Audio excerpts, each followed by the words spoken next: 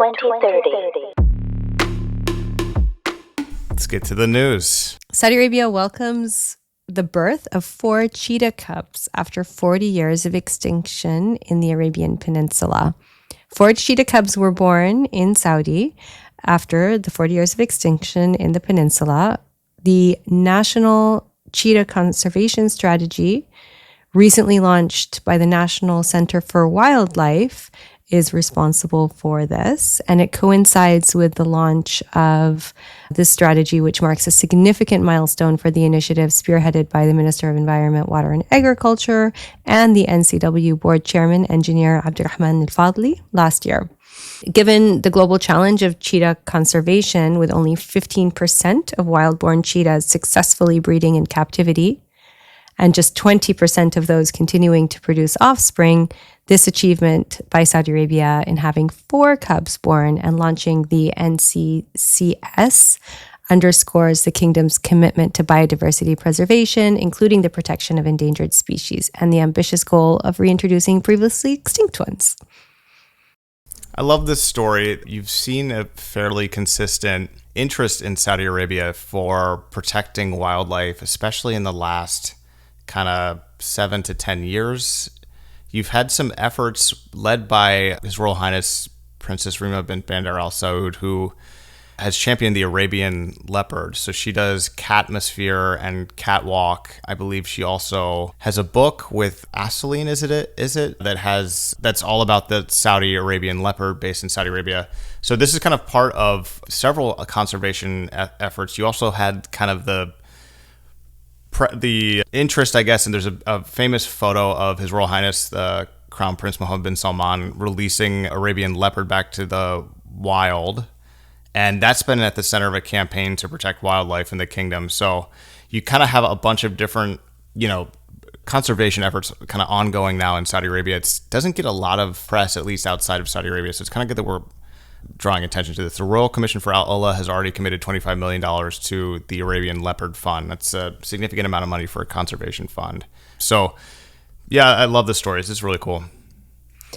Yeah, I mean, honestly, kind of, during COVID, wasn't there a lot of talk about big cats and exotic pets because of that show that was on Netflix? I can't remember what it's called right now, but the crazy lady and her cat. Is it Joe the Tiger? No, what is it? Tony the Tiger. It was Tiger something King. like that. Yeah, Tiger King. Joe Exotic. Was it Tiger King? Yeah. Joe Exotic. That's and exactly Carol is the woman. Yeah, Carol's the woman that people were like, did she? Yeah. Anyway, sorry to interrupt. Well, no, you were helping. I couldn't remember the name of it, but it was really funny because it also was like everybody was at home and nobody had anything to watch. So the whole world kind of knows a little bit about Joe Exotic. The thing I wanted to say was I do know a few people that have had big cats at home in Saudi Arabia. And, honestly, growing up, going to zoos, sometimes zoos inside malls, zoos inside the middle of the city, you would see like very poor standards of taking care of these animals and a poor understanding. So this awareness is really, really important in order to make sure that people are aware of what animal well-being should look like and what the dangers are of keeping animals like this in captivity.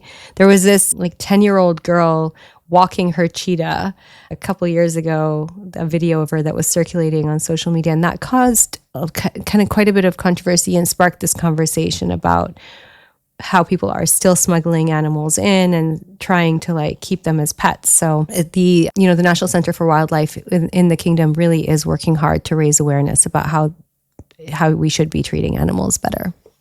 Yeah, and I'm sure you have some stories that you don't want to share from your upbringing and seeing things like that. And that used to be sort of a kind of famous, not like meme, but like meme style, like you would search for Saudi Arabia on Instagram, a long time ago, and it would kind of be some of the wealthy of Saudi Arabia, of the UAE and Qatar and Bahrain kind of showing off their animals or kind of prize at home, large, big cats and other cool animals like that. And they're cracking down on it as they should. And, but it was sort of part of the whole aura of Arabian wealth, right? Was to have this kind of like private, zoo Yeah. in your house. I And think so you don't have to say any on air if you don't want. But yeah, I'm kind of glad that they've kind of dealt with that, because you brought up Joe Exotic, Tiger King. What was so shocking about that was kind of like everybody thinks of the zoo. Like people, at least I think of the zoo as like the National Zoo or like a very official thing. But there are throughout America these like quasi-official, privately run zoos. And that's kind of not cool. I mean, maybe it is cool, but then you think about what kind of oversight and regulation do they have on conservation, and how seriously are they taking their jobs? And you are not bolstered by any confidence as you are introduced to the characters of that show, Joe Exotic, and all of the people that he has around him. Really one of the most unique characters ever on television, especially live TV. Sorry, this is a tie-in, but it's just really interesting. So, no, I mean, exactly. I think that people can relate. I don't actually know people, that many people that had exotic pets at home. But there was during just the World Cup in Doha recently, some guys that went to somebody's house and there was a big cat there. I don't know if you remember that. It went viral as well. So it's not just like old videos.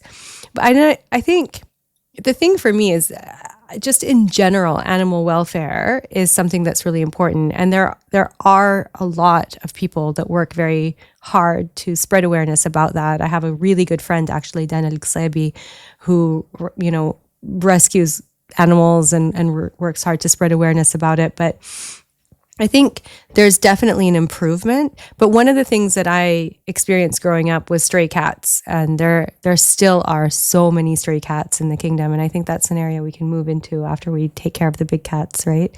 But we used to adopt them.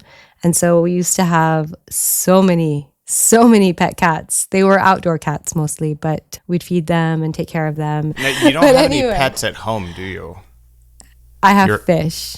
You have fish. That counts. Fish are animals, kind of. I'm not a big fan.